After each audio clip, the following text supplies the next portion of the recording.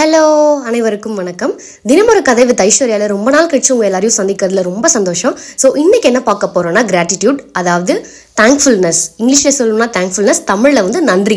நமக்கு வாழ்க்கையில இருக்க ஒரு சின்ன சின்ன விஷயத்துக்கும் நம்ம நன்றியோட இருக்கிறது.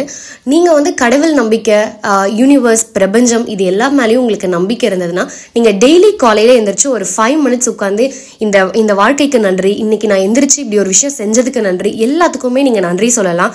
இல்ல எனக்கு இந்த மேல, இந்த கடவுள் மேல, பிரபஞ்சம் மேல, இது எது மேலேயும் எனக்கு நம்பிக்கை இல்லை அப்படின்னா, உங்களோட வாழ்க்கையில ஒரு சின்ன விஷயத்துல இருந்து பெரிய விஷயம் வரைக்கும் நிறைய பேர் உங்களுக்கு உதவி செஞ்சிருப்பாங்க. அவங்க எல்லாருக்குமே காலையில எந்திரிச்ச உடனே ஒரு நன்றி சொல்லலாம். ஒரு தூங்கி எந்திரிச்ச உடனே நன்றி, இந்த விஷயத்துக்காக எனக்கு நன்றி, இதை நான் எப்பயுமே மறக்க மாட்டேன் அப்படின்னு ஒரு நன்றியோட இருக்கணும். நீங்க கண்டிப்பா இருக்கணும்.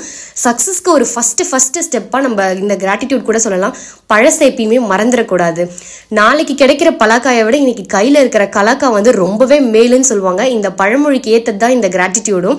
நாளைக்கு நடக்க போற ஒரு பெரிய விஷயத்துக்கு ஏங்கி கையில இருக்கிற ஒரு சின்ன விஷயத்துக்கு நம்ம நன்றி இல்லாம இருப்போம். அப்படி நன்றி இல்லைன்னா இந்த யூனிவர்ஸ் நம்மளுக்கு கண்டிப்பா சப்போர்ட் பண்ணாது. அதாவது அந்த சக்சஸை நோக்கி போற அந்த பெரிய விஷயத்துக்கு சப்போர்ட் பண்ணவே பண்ணாது. உலகத்துல எவ்வளவோ ஜீவன் இருந்தோம், நம்ம ஏங்க நாயை நன்றி உள்ளதுன்னு சொல்றோம்? ஏன்னா அதோட எஜமானுக்கு அது கடைசி வரைக்கும் நன்றி உள்ளதாவே இருக்கும். அதனாலதான் நம்ம எப்பயுமே நாயை தான் நன்றி உள்ள நாயை மட்டும்தான் அப்படி சொல்லுவோம். வேற எந்த ஜீவனையுமே அப்படி சொல்லவே மாட்டோம். இதை விட ஒரு பெஸ்ட் எக்ஸாம்பிள் என்னன்னா, அது பேர் என்ன, மகாபாரதத்துல கர்ணன் இருக்கார்ல, மாதா பிதா குரு தெய்வம், இந்த 4வராலும் கைவிடப்பட்டவர் தான் கர்ணன். அதாவது அதுக்கு ஒரு டயலாகே, அதாவது ஒரு பாட்டே வரும்ல, செஞ்சோற்று கடன் தீர்க்க சேராத இடம் சேர்ந்து வஞ்சத்தில் வீழ்ந்தாயடா கர்ணான்னு ஒரு பாடலே இருக்கும். அந்த வரி நம்ம எல்லாருக்குமே கண்டிப்பா தெரியும். அதோட அர்த்தம் என்னன்னா, துரியோதனன் கெட்டவருன்னு அவருக்கு நல்லாவே தெரியும். ஆனா ஏன் கடைசி வரைக்கும் அவர் துரியோதனனை விட்டு போகாம இருந்தாருன்னா, ஏன்னா அவருக்கான ரெக்கக்னிஷன், ஒரு நல்ல விஷயம் அவர்கிட்ட இருந்ததா அது கிடைச்சது. அதனால அந்த நன்றியை விடக்கூடாதுங்கிறதுக்காக தான் அவர் கடைசி வரைக்கும் துரியோதனன் கூடவே இருந்தாரு.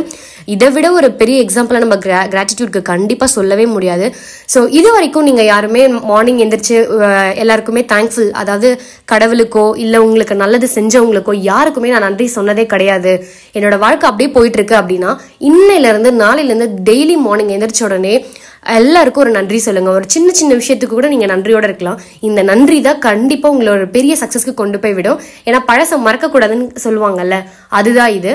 சோ நீங்க இது வரைக்கும் சொல்லலைன்னா எல்லாருக்குமே நன்றி சொல்லுங்க. உலகமே ரொம்ப அழகா உங்களுக்கு தெரியும். இந்த உலகம் அன்பால செழிக்கட்டும், வளரட்டும். அடுத்த வீடியோல சந்திக்கிறேன். அது வரைக்கும் பாய்.